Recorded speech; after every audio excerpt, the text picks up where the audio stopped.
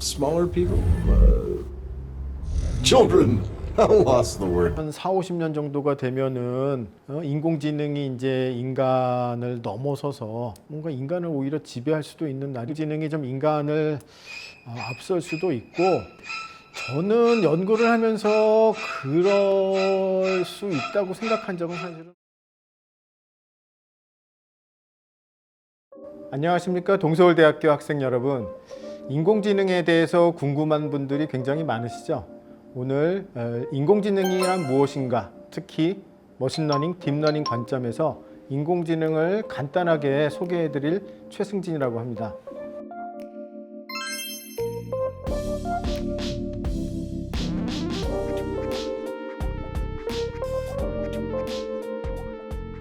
(2016년) 봄이었던 걸로 기억이 됩니다. 딥마인드의 알파고와 이세돌 기사의 세기의 그 바둑 대결 이후에 국내에도 인공지능에 대한 관심이 굉장히 많아졌습니다. 그래서 뭐 기업 또 정부 그리고 일반 대중들까지도 이제 인공지능에 대한 관심이 많아져서 인공지능이 좀 무엇인가 뭐 간단하게 좀 우리가 배울 수 없을까 하는 그 요구들은 상당히 많아진 걸로 생각이 됩니다. 인공지능, 머신러닝, 딥러닝이 어떤 것들인지 조금 간략하게 소개를 해드릴 예정이고요. 자, 그럼 먼저 우리가 하여튼 용어부터 좀 간략하게 생각을 해보겠습니다. 그럼 뭐 인공지능, 머신러닝, 딥러닝 이런 것들이 다 똑같은 거를 지칭하는 건지 아니면 그것들이 뭐 어떻게 다르고 어떤 관계에 있는지부터 한번 간략하게 보겠습니다. 결론부터 말씀을 드리면은 인공지능이라는 용어가 사실 머신러닝이나 딥러닝을 포함하는 가장 커다란 그 개념이라고 생각을 하시면 됩니다. 그래서 가장 커다란 원의 인공지능이 있고요. 사실 인공지능이라는 거는 뭐 여러분들이 이것도 인공지능 아닌가 상상하는 그 모든 것들이 다 인공지능에 포함이 되고 인공지능은 어떻게 보면은 저희들이 궁극적으로 도달하고 싶은 목적지라고 생각을 하셔도 됩니다. 그런 인공지능이라는 목적지로 가기 위해서는 여러 가지 길이 있는데 그 안에서 지금 현재 가장 그 좋은 길이 바로 이제 머신러닝이라는 그 길이고요. 머신러닝 안에 이제 딥러닝이 포함된다고 생각을 하시면 됩니다. 그러나 현재는 딥러닝이라는 방법이 가장 지금 좋은 성과를 내고 있고 기업에서도 지금 널리 사용이 되고 있다 보니까 딥러닝이 곧 인공지능의 핵심 기술이다라고 얘기를 하고 그냥 혼동해서 지금 인공지능 그러면 거의 딥러닝 또는 머신러닝이라고 생각을 하시면 되겠습니다. 언제부터 그거를 딥러닝이라고 부르기 시작했느냐는 거죠. 사실 딥하다는 거는 깊다라는 뜻이죠. 그럼 이렇게 생각을 해보시면 됩니다. 그냥 예전에 머신러닝은 어쩐 단층 집이라고 생각을 하십시오. 단층 집이라서 데이터가 현관을 통해서 들어오면은 바로 답이 나가는 그러한 모델이라고 생각을 하시면 되고요. 딥러닝은 고층 아파트라고 생각을 하십시오. 그래서 1층 현관에서 데이터가 들어오면은 그 데이터가 처리가 돼서 2층으로 올라가고 다시 2층에서 데이터를 처리해서 3층으로 올라가고 계속 층층이 처리가 돼서 맨 꼭대기층 옥상에서 정답이 나오는 구조를 갖고 있다고 생각하시면 그러면은 딥하다는 것이 아마도 이해가 되실 수 있을 겁니다. 우리가 특히 이제 머신러닝이나 딥러닝을 얘기할 때 크게 한 3가지 정도의 방법을 얘기합니다. 첫 번째가 supervised learning, 즉 누군가가 지도를 해서 학습을 하는 것. 두 번째가 unsupervised learning, 아무도 지도를 하지 않는 상태에서 혼자서 학습을 하는 것. 그리고 세 번째가 reinforcement learning, 강화학습이라고 하는 거죠. 이 3가지의 개념에 대해서 먼저 간략하게 말씀을 드리고자 합니다. 사실 이 개념은 인간이 어떻게 배우는가 그것만을 우리가 좀 생각을 해보면은 이 3가지가 자연스럽게 나오는데요. 먼저 첫 번째 supervised learning, 이런 것들은 이제 어떤 아주 전문가 또는 뭐 학교에 가서 선생님한테 배우는 것들 그러한 방식을 뜻합니다.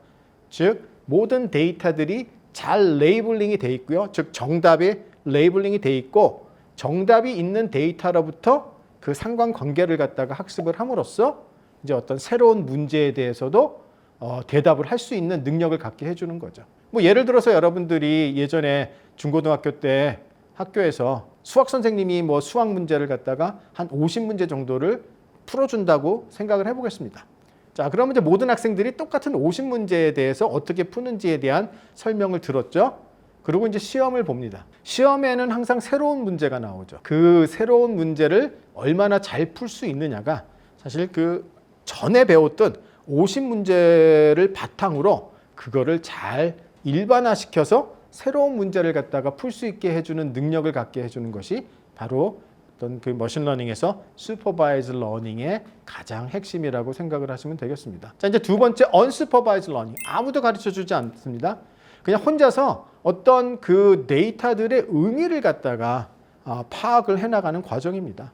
사실은 인간에게는 대부분의 학습이 언슈퍼바이즈 러닝이라고 생각을 하시면 되겠습니다. 왜냐 그러면 우리가 그냥 가만히 눈을 뜨고 있으면 수많은 장면들이 이제 눈에 보이고요. 그 장면들을 갖다가 자기 스스로 이해를 하는 능력이 이제 생기게 되는데 이제 이러한 것들이 언슈퍼바이즈 러닝. 조금 더 전문적으로는 뭐 저희들이 어떤 데이터의 의미를 갖다가 뭐 인코딩 해나가는 뭐 그런 학습이라고 얘기를 하지만은 하여튼 혼자서 배우는 unsupervised learning. 자, 마지막 세 번째 reinforcement learning, 강화학습이라고 제가 말씀을 드렸죠. 사실 강화학습은 제일 좋은 예가 뭐 여러분들이 게임을 하면서 실력이 느는 거를 갖다가 한번 생각해 보시면 됩니다. 예를 들어 요새는 다 뭐 휴대폰으로 게임을 많이 하죠. 새로운 게임이 나왔습니다.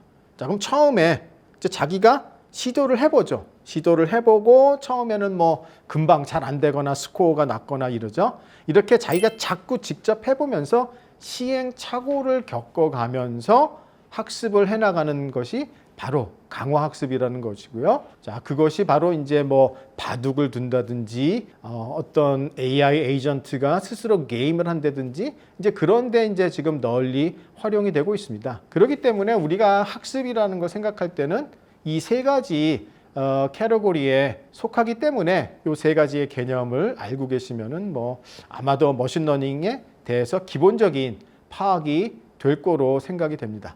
사실 한 2000년 중반부터 부르기 시작했고 그전에는 보통은 이제 그냥 인공신경 회로망, 뭐 Artificial Neural Network이라는 이름이 더 많이 통용이 됐었는데 이제 점점점 그 층을 더 예전보다 높게 쌓다 보니까 이제 딥러닝이라고 부르기 시작했습니다. 자, 그래서 이 딥러닝이라는 것이 뭐 사실은 어떻게 보면은 한 1950년대부터 뭐 인공지능도 50년대부터 시작이 됐고 머신러닝도 한 50년대부터 뭐 거의 같이 시작이 됐다고 볼 수가 있는데요. 이 딥러닝이 뭐 처음부터 이렇게 지금처럼 잘 되고 그랬던 건 아닙니다. 50년대 처음 나와서 어려운 시기를 겪고 뭐 60년대에는 아주 또 많은 비판을 받아서 뭐 AI 윈터라고 부르죠. 네. 인공지능의 AI의 겨울도 왔었고 그러던 것이 다시 한 80년대 중반에 좀 부활을 해서 한 90년 중반까지 Artificial Neural Network이라는 이름으로 굉장히 한 10년간 연구가 많이 됐었고요. 90년 중반부터 또 한 10년은 또 다른 방법이 이 신경회로망을 밀어내고 또 굉장히 널리 활용이 됐습니다.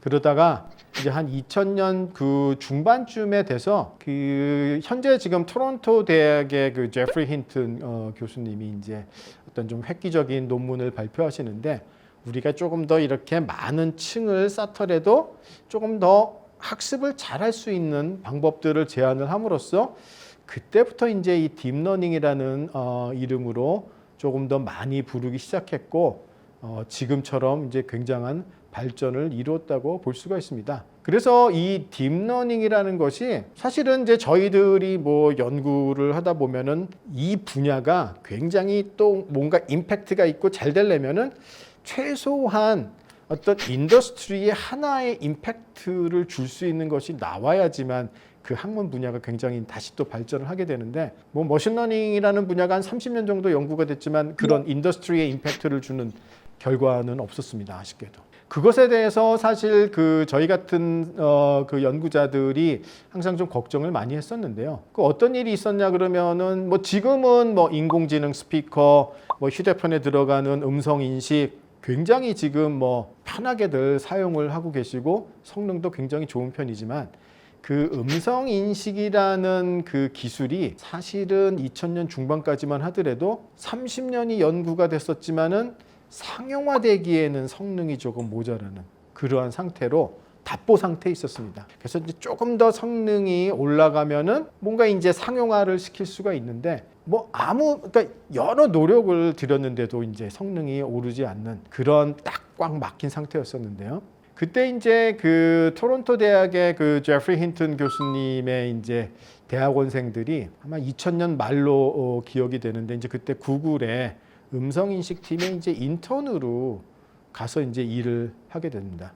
그래서 이제 인턴으로 있으면서 그 지금 토론토 대학에서 새롭게 연구하고 있는 딥러닝 기술이 있는데 그거를 한번 음성 데이터에 적용을 해서 음성 데이터로부터 뭔가 좀 딥러닝을 이용해서 특징을 추출하고 그거를 활용을 해서 우리가 음성 인식을 해보면 어떻겠느냐는 제안을 하고 바로 이제 한번 실험을 해봅니다. 그래서 딥러닝 기술을 한번 적용을 해보니까 음성 인식의 성능이 30년 동안 그 꽉 막혀 있던 그 성능이 순식간에 상용화에 가깝게 되는 그런 성능이 이제 나오게 됐습니다. 그래서 구글에서 이제 바로 이 딥러닝이라는 기술이 음성 인식에 굉장히 효과적이구나. 그래서 그 이후에 이제 빠른 속도로 그 인공지능 스피커들이 이제 바로 출시가 되고 많은 사람들이 이제 이 음성 인식은 사실은 뭐 별 부담 없이 쓰고 있죠.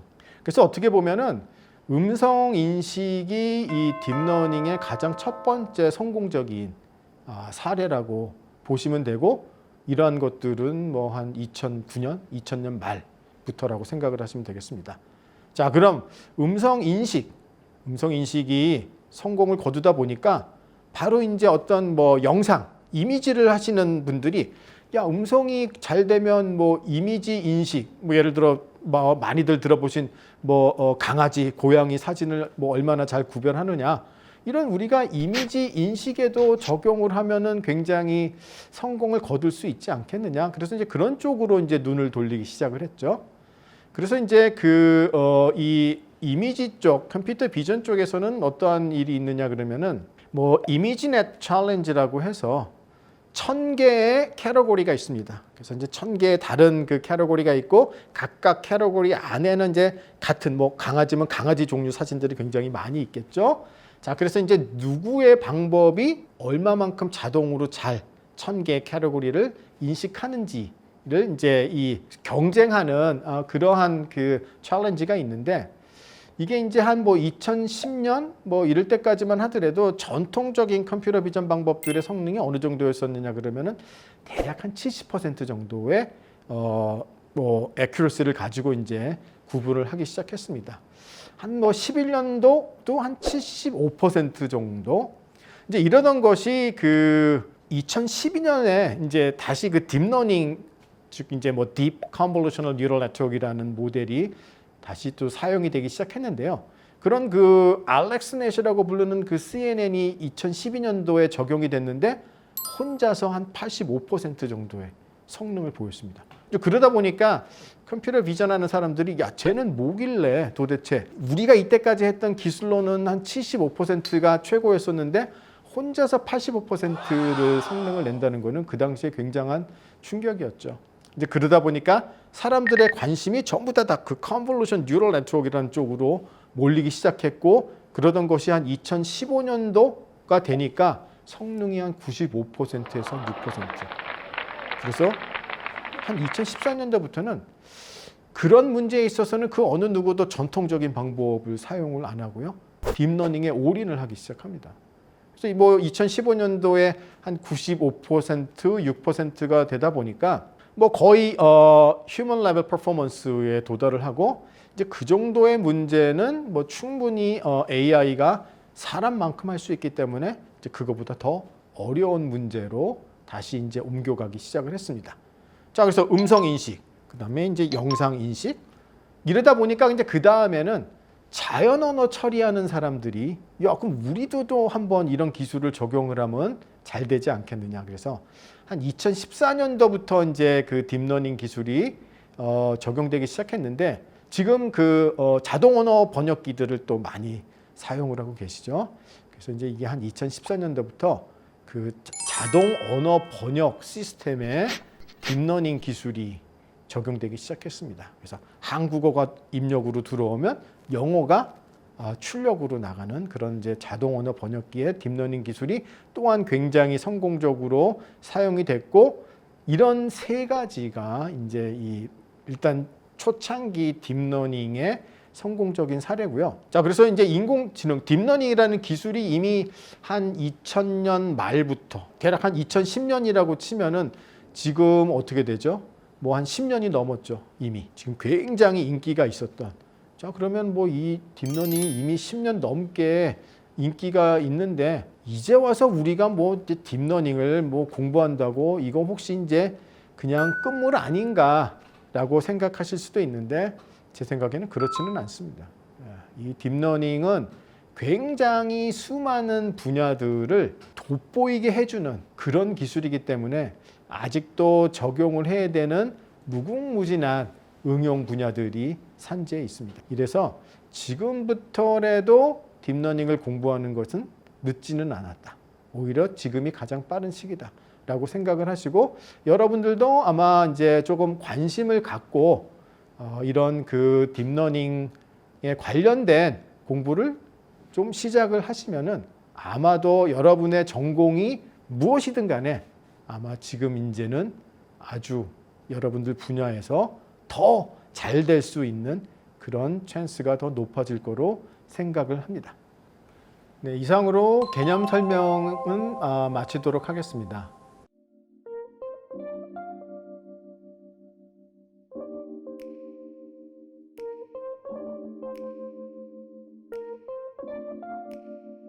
간략하게 이제 말씀을 드리면은, 일단 이제 제가 그 개념 설명을 할 때 그 머신러닝, 딥러닝의 이제 세 가지의 그 성공 사례로서 음성 인식, 그리고 영상 인식, 자동 언어 번역, 이 세 가지를 이제 말씀을 드렸죠. 그러니까 사실은 이제 이게 지금 현재 가장 커다란 성공을 이룬 한 세 가지고요. 뭐 이제 더 앞으로 어떻게 더 발전을 하느냐, 사실 그거는 굉장히 이제 무궁무진합니다. 그래서 일단은 이제 이런 그 뭔가 데이터를 인식하는 문제에 있어서 이제 성공을 거뒀고요. 뭔가 이렇게 창작을 해내는 글을 갖다가 쓴다든지 그림을 그린다든지 뭔가 디자인을 갖다가 한다든지, 특히 이제 글을 쓰는 능력, 이렇게 뭔가 창작해내고 만들어내는 모델을 이제 저희들은 머신러닝에서는 제너러티브 모델, 생성 모델이라고 부릅니다. 자, 인식 모델은 뭐냐 그러면 뭔가 데이터가 들어오면 그 데이터가 강아지냐 고양이냐 뭔가 이렇게 이제 답을 해주는 거고요.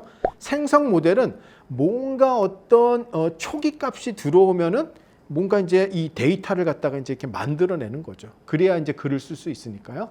특히 이제 우리가 이 글을 쓰는 문제를 생각했을 때, 그럼 AI가 얼마나 인간처럼 글을 쓸 수 있느냐. 그래서 이제 그런 것들을 이제 뭐 랭귀지 모델이라고 하는데, 언어 모델. 이제 가장 최근에 나온 그 랭귀지 모델은 GPT-3라는 그 모델이고요.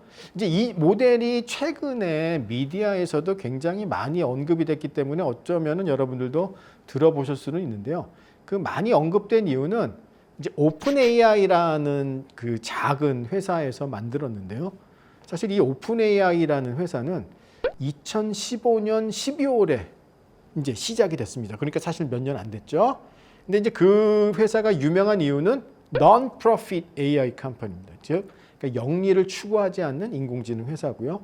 굉장히 유명한 분들이 투자를 했어요. 특히 이제 지금 뭐 미국에서 유명한 몇 명 중에 한 명인 그 테슬라의 일론 머스크. 이제 일론 머스크 그 외에 이제 여러분들이 한 1조 원 정도를 투자해서 만드는 회사고, 지금도 영리 이익을 내지는 않지만 계속 기술력의 발전을 인정받아서 이제 투자를 받는 이제 그런 회사인데, 그 뭐 사이즈는 작습니다. 그런 회사에서 이제 그 GPT-3라는 모델을 만들었는데 굉장히 인간처럼도 글을 잘 쓰는 모델입니다. 그래서 어쩌면 이제 그렇게 구별하기가 힘들 정도로 굉장히 잘 쓴다고 알려져 있는데요. 그 모델의 사이즈가 사실은 어마어마합니다. 그러니까 이제 이렇게 모델이 있으면 모델의 어떤 그 이 파라미터의 개수가 몇 개냐가 이제 또 그 모델의 크기를 결정을 하는데요. 제 기억으로는 그 모델의 파라미터의 개수가 1조 7천억 개 정도 돼요. 그럼 1조 7천억 개가 얼마나 큰 수냐 그러면은 여러분들이 은하수에 있는 별의 개수는 뭐 많아야 한 8천억 개 정도가 됩니다. 그러니까 은하수의 별보다 많고요. 이 사람의 두뇌에 있는 그 신경세포 개수도 굉장히 많다고 알려져 있는데 사람의 두뇌에 있는 신경세포의 개수는 제 기억에 대략 한 860억 개 정도. 이미 사람의 그 두뇌에 있는 신경세포의 개수를 넘고 은하수에 있는 별의 개수를 넘는 정도의 사이즈의 모델을 만들었는데 그 모델을 트레이닝 하는데 학습시키는데 들어간 비용이 대략 한 300억 원 정도라고 알려져 있고요. 그거보다 더 작은 사이즈의 모델인데 그런 모델을 학습을 시키려면 전기를 굉장히 많이 쓰게 됩니다. 요새는 또 뭐 탄소 배출량도 이슈가 되고 있죠. 그거보다 더 작은 모델이지만 그런 모델을 한 번 학습을 하는데 들어가는 탄소 배출량이 대략 그 뭐 이제 어떤 다른 미국의 팀에서 연구 결과에 의하면은 한 뭐 뉴욕에서 샌프란시스코를 왕복하는 비행기의 탄소 배출량에 해당이 된다니까 사실은 이제 이 또 인공지능이 발전하는 것도 좋지만 그만큼 탄소 배출량이 늘어나기 때문에 이제 뭔가 이제 뭐 대체 에너지에 대한 뭐 그런 것들도 이제 필요해지겠죠. 그러나 이제 지금 질문에 대해서 좀 약간 여러 가지 제가 부연 설명을 드렸는데 이런 이제 인간처럼 뭔가 글을 쓰는 그런 제너러티브 모델, 랭귀지 모델에서도 지금 굉장한 성공을 갖다가 거두었고 뭐 그런 거를 바탕으로 생각보다는 다양한 일들을 할 수 있을 거로 생각이 됩니다. 뭐 아주 좋은 질문이십니다. 사실은 일반인들이 내던지는 질문 중에 사실 가장 많은 질문이 과연 이제 그런 질문인데요. 생각한다보다는 뭔가 자아를 가지고 있느냐 없느냐는 사실 인공지능 입장에서도 굉장히 어떤 나누는 데 있어서 중요한 포인트가 되는데요. 제가 이때까지 설명드린 그런 인공지능은 자아가 없는 인공지능. 그래서 이제 그런 거를 뭐 약 인공지능이라고도 이제 얘기합니다. 그러니까 자아가 없다는 거는 내가 무슨 일을 해야지라는 거를 갖다가 결정하는 것이 아니라 약 인공지능은 딱 이런 거죠. 자, 요 일을 갖다가 이제 너는 해. 그럼 이제 그 일을 하는 것만 학습을 해서 오로지 그 일만 할 수 있는 거죠. 근데 이제 자아를 갖는다는 거는 내가 무슨 일을 갖다가 할지 또 자기 스스로 결정을 하고 거기에 필요한 것들을 스스로 이제 학습을 하게 되는 건데요.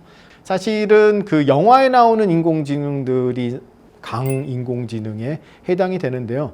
아직 그러한 연구는 조금은 아직은 약간은 좀 거리가 있는 편이지만 뭐 언젠가는 이제 그렇게 될 수는 있겠죠. 그러나 이제 그런 자아를 갖게 된다는 거는 아직은 좀 현실적으로는 어렵지만 지금 저희들이 하고 있는 연구들이 그런 가능성은 뭐 어느 정도 약간은 있습니다. 그래서 이 인공지능을 얘기할 때 저희들이 뭔가 여러 가지 일을 할 수 있는 능력 이런 것들이 이제 자아를 갖게 되는 어떤 전 단계라고 볼 수가 있거든요. 지금은 인공지능이 딱 한 가지 일만 할 수 있게끔 만들어져 있는데 이제 여러 가지 일을 할 수 있는 능력, 그런 능력을 갖는 머신러닝에 대한 연구는 이미 지금 저 개인적으로도 하고 있고 굉장히 빠른 속도로 진행은 되고 있습니다. 그러나 아직 강인공지능으로 가기에는 아직은 이제 어느 정도 거리가 있는 단계다라고 말씀을 드릴 수 있겠습니다.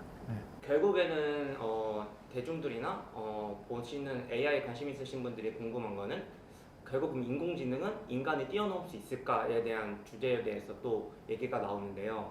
저희가 그 부분에 대해서는 그 관련된 영화를 3편을 준비를 했고 함께 보시고 저희가 질문을 좀 드리겠습니다. 네. 네. 첫 번째 영화는 어벤져스 에이지 오브 울트론이라는 영화고요. 어벤져스 에이지 오브 울트론은 인간의 의식을 가지게 된 로봇 울트론의 대결을 그린 영화이고요. 이 영화는 비전은 선으로 대비되어 인공지능 생명체가 사람에게 도움이 될 수도 있고 해악이 될 수도 있음을 보여준 영화입니다. 울트론과 비전의 탄생 장면을 한번 보여드리겠습니다. They dread. Men of peace create engines of war. Invaders create Avengers. People create smaller people? Children. I lost the word there. Children.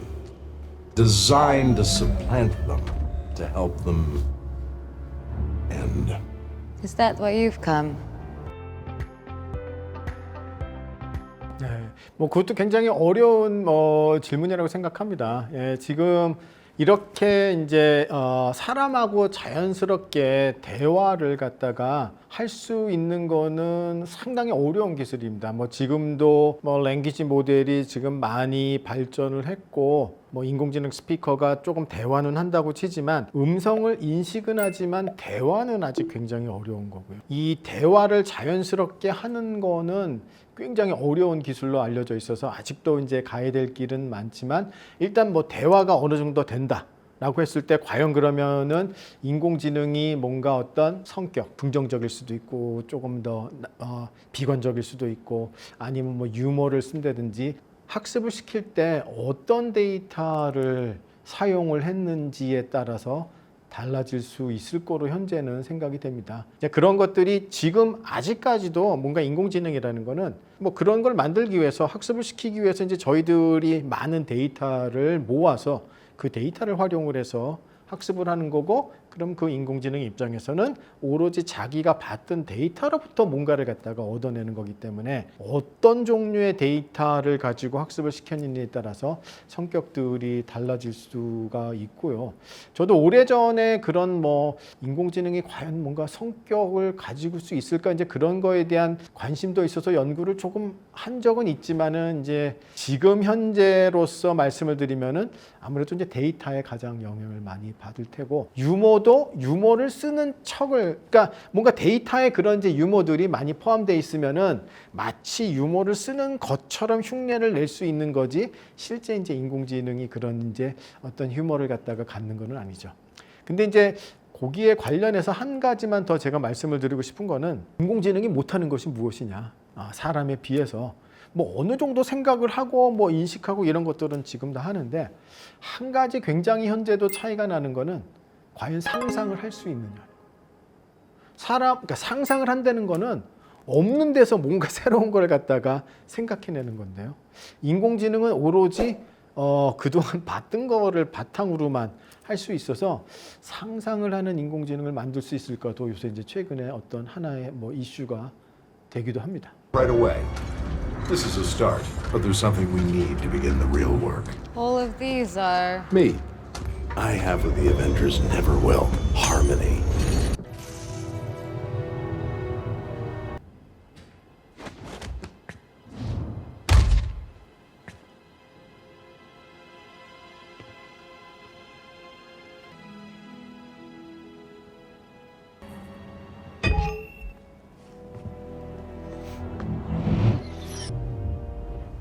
I'm sorry. That was odd. Thank you.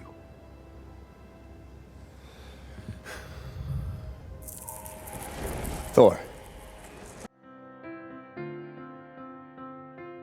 저는 연구를 하면서 그럴 수 있다고 생각한 적은 사실은 없습니다. 그러나 이제 또 그 반대편에서는 이제 야 이거 뭐 한 2040, 50년 정도가 되면은 인공지능이 이제 인간을 넘어서서 뭔가 인간을 오히려 지배할 수도 있는 날이 오는 게 아니냐라는 이제 의견을 주시는 분도 많고 저희 같이 연구를 하는 입장에서는 그런 날이 그게 가능할까라는 이제 또 생각을 해서 사실은 뭐 저도 그거에 대해서는 이제 확실하게 모르겠습니다. 그러나 이제 뭐 이런 영화에서도 보면은 그냥 이제 사람이 이렇게 질문을 해서 그거에 대한 답을 하는 것도 지금 굉장히 어렵거든요. 뭐 그냥 뭐 음악 좀 찾아줘 이런 것들 정도만 가능하지 다양한 상황에서 막 질문을 하면은 답을 하고 이 대화가 이어가는 것조차도 아직 잘 안 되고 있고요. 질문을 하면 답을 하는 게 아니라 이제 자기가 주도적으로 이제 또 그냥 그 상황에서 이제 새로운 질문을 하고 의견을 묻고 하는 거죠. 그거는 또 더 어려운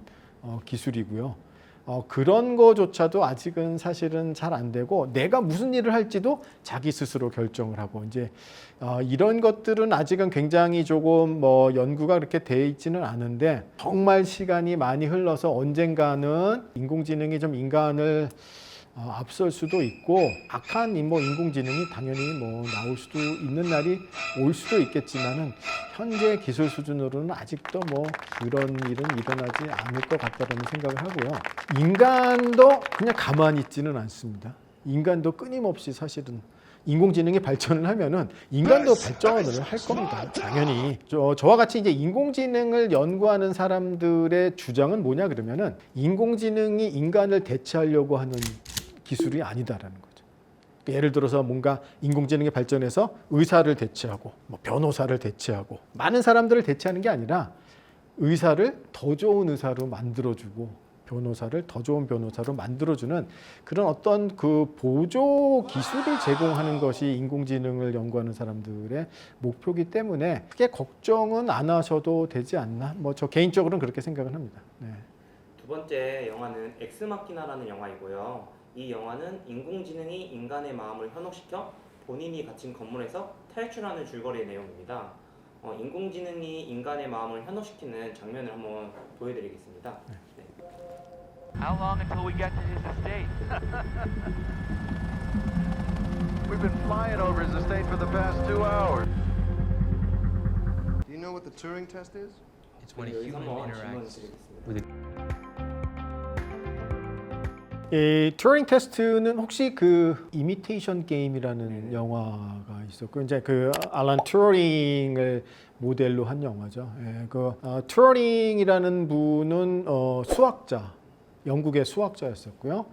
그분이 이제 그 유명해졌던 거는 아마 그게 세계 2차 대전 당시에 독일군의 잠수함에서 쓰는 그 암호를 해독하는데 상당한 기여를 했고 그 암호를 해독함으로써 이 영국이 이제 작전을 갖다가 잘 펼 수 있어서 아마 승리에 이제 기여했다는 걸로도 잘 알려져 있고요. 수학자이지만은 또 어쩌면 이제 인공지능에 대해서도 관심이 많고 그런 쪽으로 또 연구를 하신 분입니다. 그래서 컴퓨터 공학의 뭐 아버지라고 볼 수도 있고요. 그래서 매년 그 이제 이 노벨상에 해당되는 것이 컴퓨터 공학에서는 이제 튜링 어워드, 튜링 상이라는 것이 있습니다. 그래서 정말 업적을 남기신 분들한테 컴퓨터 공학에서 이제 상을 주는 것이 있고요.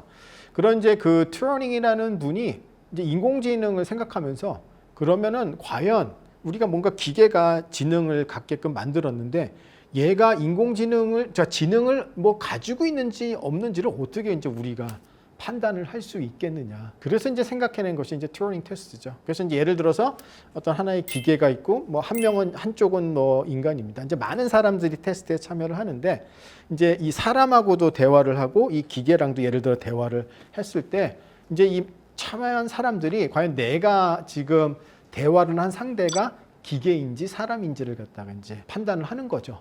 근데 이제 기계랑도 대화를 했지만 사람이라고 많은 사람들이 느끼게 되면은 얘가 이제 지능을 가질 수 있는 걸로 생각을 하죠. 그래서 이제 그런 것들을 이제 튜링 테스트라고 부르고 있습니다. 예. with a computer, the test is passed. What does the past tell us? That the computer has artificial intelligence. 여기서도 바로 그런 대사가 나오죠. 상대가 컴퓨터임을 인지하지 못하면 이렇게 이제 소통을 하는데 컴퓨터임을 인지하지 못하면은 네. 그럼 상당한 지능을 가지고 있는 거고 이제 그런 것들을 이제 튜링 테스트라고 한다라고 바로 지금 이 사람이 이렇게 얘기를 했습니다. 네. I've never met anyone new, but I'd like us to go on a date. Yep. Are you attracted to me? What? Are you attracted to me? Sometimes at night. I'm wondering if you're watching me on the cameras.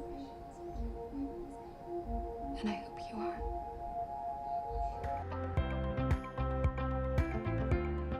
그래서 뭐 영화를 보면은 충분히 가능할 것처럼 저도 생각이 되는데 이제 과연 인공지능이 뭔가 감정을 가질 수 있느냐의 문제인데 뭐 지금도 이렇게 뭐 몇 가지 감정을 뭐 표현을 뭐 한다든지 이제 그런 로봇들은 있는데 이제 그런 것들이 사실은 다 이렇게 감정을 가진 것처럼 흉내를 내는 거지 사실 진짜 감정을 갖는다라고는 볼 수가 없습니다. 그래서 그것도 분명히 인간과 인공지능의 어떤 좀 구별되는 상황이고 로봇을 조금 뭐 몇 가지 감정을 갖는 것처럼 흉내를 낼 수는 있지만 진짜 감정을 가질 수 있게 하는 거는 아직도 뭐 그거는 거리가 있다라고 볼 수 있습니다. 뭐 그런 것들까지도 뭐 가능해지면은 뭐 충분히 인간과 로봇이 사랑에 빠질 수도 있겠는데요. 아직 현실적으로는 조금은 거리가 있는 것 같습니다. 예. 마지막으로는 트랜센던스라는 영화가 있습니다. 이 영화는 인간이 죽어가는 도중에 슈퍼컴퓨터에 본인의 자아를 투여시켜 영월적인 존재가 돼가면서 엄청난 속도로 나노 기술까지 발전시키는 영화인데요. 영화 속 내용을 한번 보시겠습니다. 네. Paul has been blind since birth. The nanotechnology targets the damaged cells and repairs and regenerates them.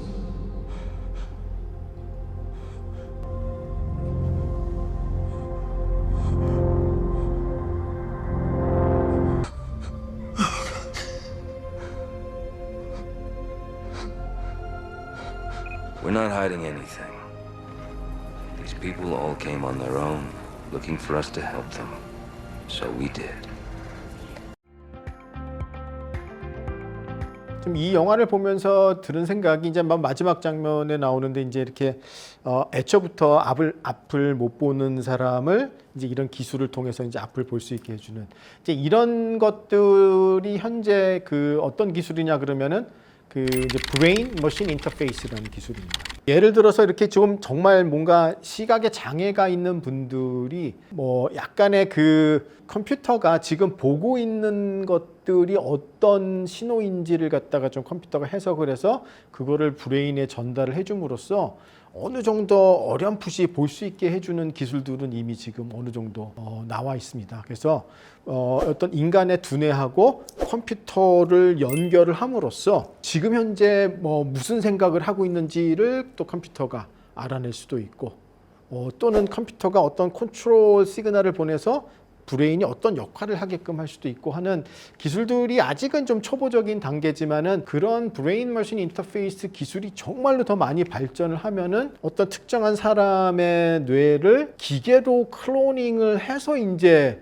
그 기계 안에서 뭐 어떤 센서를 통해서 보는 것이 마치 계속 자기가 보고 있는 것처럼 뭐 마이크로폰을 통해서 들어오는 소리들을 들음으로써 대화를 하게끔 뭐 그런 것들을 가능하게 해줄 수는 있는데 이제 아직 뭐 당연히 갈 길은 멀지만은 어느 정도 조금은 가능성이 있을 수도 있는 이유가 현재 딥러닝이라는 기술이 애초에 사람의 두뇌는 어떤 식으로 동작을 하는지에서부터 좀 뭔가 아이디어를 가지고 와서 많은 어떤 이 컴퓨팅 노드들이 많이 연결이 돼서 데이터를 처리를 해서 뭔가 인공지능을 이루고자 한다는 관점에서 이 개발이 된 거로 보면 뭐 그거를 어떻게 또 잘 다시 사람의 두뇌를 정말 그렇게까지 만들 수만 있으면 뭐 어느 정도 가능할 수도 있는데 뭐 상당히 재미난 내용이고 그거랑 관련된 거는 일단 브레인 머신 인터페이스 기술이다라고 생각하시면 되겠습니다.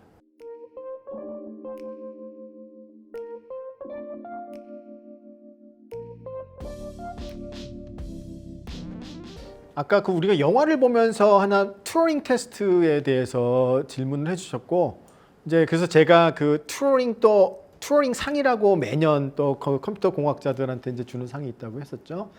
2018년도에 튜어링 어워드의 수상자는 이제 딥러닝 쪽에 공헌을 한 분들이 처음 받게 됩니다. 그래서 세 분이 이제 공동 수상을 하게 되는데 이제 첫 번째 분이 지금 현재 토론토 대학의 제프리 힌튼 교수님. 그리고 이제 뉴욕 대학의 얀 리쿤이라는 교수님, 그리고 이제 세 번째가 캐나다의 몬트리올 대학의 요슈아 벤주라는 교수님, 이제 이 세 분이 이제 수상을 하게 되는데요. 이분들이 거의 다 평생 딥러닝 쪽에 많은 연구를 하신 분입니다. 특히 제프리 힌튼 교수님은 뭐 정말 평생 뉴럴 네트워크를 하셨고. 딥러닝이 이제 다시 2000년 중반부터 부활을 하는데 정말 커다란 공헌을 하셨고 뭐 아마 딥러닝 쪽은 공부해 보신 분들은 알겠지만은 뭐 대다수의 뉴럴 네트워크를 학습시키는 방법은 뭐 백프로퍼게이션이라는 방법을 쓰는데 딱 이제 백프로퍼게이션의 이제 논문의 저자 중에 한 명이기도 하고 또 뭐 지금 많이 쓰는 뭐 드롭아웃이라든지 뭐 최근에 캡슐 네트워크까지 또 뭐 많은 일들을 하셨고요. 그 다음에 얀 리쿤이라는 분은 영상 쪽에서 가장 많이 쓰고 있는 이제 컨볼루셔널 뉴럴 네트워크를 만드는 분이고요. 요슈아 벤지오라는 분은 이제 뭔가 생성 모델 중에서 좀 굉장히 유명하죠. GAN이라고 부르는 Generative Adversarial Network에 만든 분이기도 하고 또 특히 이제 자동 언어 번역에서 쓰고 있는 그 attention이라는 개념을 같이 또 개발을 하신 분이고요. 그래서 이제 이 세 분이 공동 수상을 하셨고 또 뭐 가끔은 이제 우스갯소리로 인공지능의 4대 천왕이라고 또 얘기를 하는데요. 지금 말씀드린 그 세 명과 그 다음에 추가로 한 분 더 코세라를 창업을 했고 스탠포드 대학의 교수이고 랜딩.ai의 또 창업자이기도 한 그 앤드류 잉이라는 또 그 교수님, 이제 이 네 분이 이제 또 인공지능의 4대 천왕이라고도 불리우고 있습니다. 네.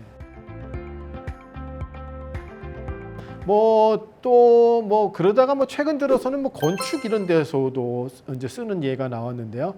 그 하버드 대학의 건축학과에서 이제 졸업을 한 분이 최근에 발표한 논문을 보면은 건축에서도 이제 다양한 응용이 나오는데 예를 들어서 하나만 말씀을 드리면은 어떤 그 집에 어떤 평면 레이아웃이 있으면은 가구들을 전문가는 어떻게 배치를 하는지 이제 그런 그 많은 데이터들을 컬렉트해서 학습을 시키게 되면은 이 AI가 그냥 평면도만 주면은 전문가가 마치 가구를 어떻게 배치해야 되는지 그런 가구 배치를 갖다가 출력으로 해주는 이제 그러한 것들도 나오고요. 하여튼 다양한 굉장히 재미난 그 분야에서 활용이 될 수 있고요. 이렇게 보면은 AI는 굉장히 다양한 응용 분야들을 잘 되게 해주는 그런 기술입니다. 그래서 사실 동서울대학교에 있는 학생 여러분들 다양한 전공을 하고 계실 텐데 각자 너무 자기가 인공지능을 다시 전공을 해야겠지 굳이 그렇게 생각하실 필요가 없습니다. 자기가 무슨 전공을 하던 그 분야에서 AI를 어떻게 내가 잘 도입을 해서 내가 하고 있는 일을 더 잘하게끔 만들 수 있는지를 잘 생각을 하시면은 충분히 좋은 일들을 많이 하실 수 있을 것 같고요. 그러려면은 아주 최소의 인공지능에 대한 공부는 당연히 필요하겠죠. 그런 공부 없이 그냥 AI를 활용할 수는 없습니다. 그래서 조금은 그 기본적인 그 공부는 하셔야 되고 이런 것들은 전 세계적으로도 추세입니다. 이미 몇 년 전에 그 MIT 대학의 총장님이 우리는 AI 바이링구얼의 교육을 하겠다. 즉 우리가 예전에 고등학교 때까지 제2 외국어 이런 거 공부했었잖아요. 그래서 한국어는 모국어니까 당연히 하고 대부분 이제 영어를 제2 외국어로 많이 그냥 왠지는 모르지만 영어를 공부했었죠. 그런 것처럼 AI 바이링구얼이라는 의미는 여러분이 무슨 전공을 하든지 여러분의 전공 그리고 이제 영어에 해당되는 것이 이제 AI라고 생각을 하시면 됩니다. 그래서 무슨 전공을 하든지 AI의 기본적인 것들은 공부를 함으로써 전공과 AI를 잘 접목할 수 있는 이제 그런 인력들을 갖다가 배출을 해야 되는 시대가 됐고 그런 관점에서 이제 여러분들이 조금은 더 공부를 하셔야 되는데 그렇다면 아마 질문으로 나오진 않았지만 그럼 AI는 어떻게 공부를 시작하면 될까요? 라고 물어보신다면은 크게 이제 두 가지로 나눠질 수 있습니다. AI를 하려면 뭔가 AI 관련된 이론들을 이해하기 위해서 좀 기본적인 수학을 공부를 해야 되고요. 당연히 AI를 잘 임플리멘트하기 위해서 프로그래밍을 할 수 있는 능력이 또 갖춰져야 됩니다. 그래서 이론과 프로그래밍 두 가지를 조금씩은 공부를 하셔야 되는데 먼저 프로그래밍이 조금 더 어쩌면 쉬운 쪽일 수도 있습니다. 그래서 일단 요새는 파이썬이라는 그 랭귀지를 가장 많이 쓰고 있고 많은 이 소프트웨어들이 다 파이썬 기반이기 때문에 파이썬이라는 그 랭귀지를 조금 이제 공부를 하시는 것이 AI를 공부하는 어떤 하나의 첫 단추가 될 수 있고요. 조금 이론을 더 이해하기 위해서 수학이 여러 가지가 있는데 선형대 수학이라든지 확률과 통계, 최적화, 미적분 조금 이런 것들을 또 조금 공부를 조금 하시면은 많은 도움이 됩니다. 요새는 워낙 유튜브에도 많은 그 강의들이 있으니까요. 아마 여러분들이 잘 찾아서 공부를 하시면 될 것 같습니다. 네, 당연히 대한민국이 인공지능도 후발주자죠. 예, 이미 굉장히 많은 돈이 들어가고 있고 뭐 미국이나 유럽은 이미 앞서가고 있고요. 뭐 아시아에서 뭐만 보더라도 중국이 훨씬 더 많은 돈을 쓰고 있고, 이제 어떻게 보면은 이제 인공지능은 인재의 싸움이거든요. 그러니까 이런 예전의 그 비즈니스와는 다르게 굉장히 많은 투자를 한다기보다는 얼마나 좋은 인재를 갖추고 있느냐인데, 인재 싸움이라면은 뭐 대한민국이 후발주자지만은 해볼 수 있는 싸움이 아닌가. 일단 저 개인적으로 그렇게 이제 생각을 하고 있고요. 제가 한 몇 년 전인가 아마 그냥 호기심으로 구글 트렌드에 가시면은 특정한 키워드를 지금 이 연도별로 얼마만큼 사람들이 검색을 하고 있는지, 그리고 그 키워드를 어떤 지역들이 많이 검색을 하고 있는지를 갖다가 이제 우리가 금방 볼 수가 있는데, 제가 딥러닝이라는 키워드를 한번 쳐봤더니 딥러닝이라는 키워드를 가장 검색을 많이 하고 있는 지역이 대한민국으로 나오더라고요. 그러니까 그만큼 지난 몇 년 사이는 지금 이 대한민국이 딥러닝에 대한 관심이 그 어느 나라보다도 높고 빠른 속도로 발전을 하고 있다고 볼 수가 있습니다. 그래서 이제 굉장히 많은 뭐 스타트업들도 나오고, 뭐 당연히 대기업들은 인공지능에 이제 많은 투자를 하고 있습니다.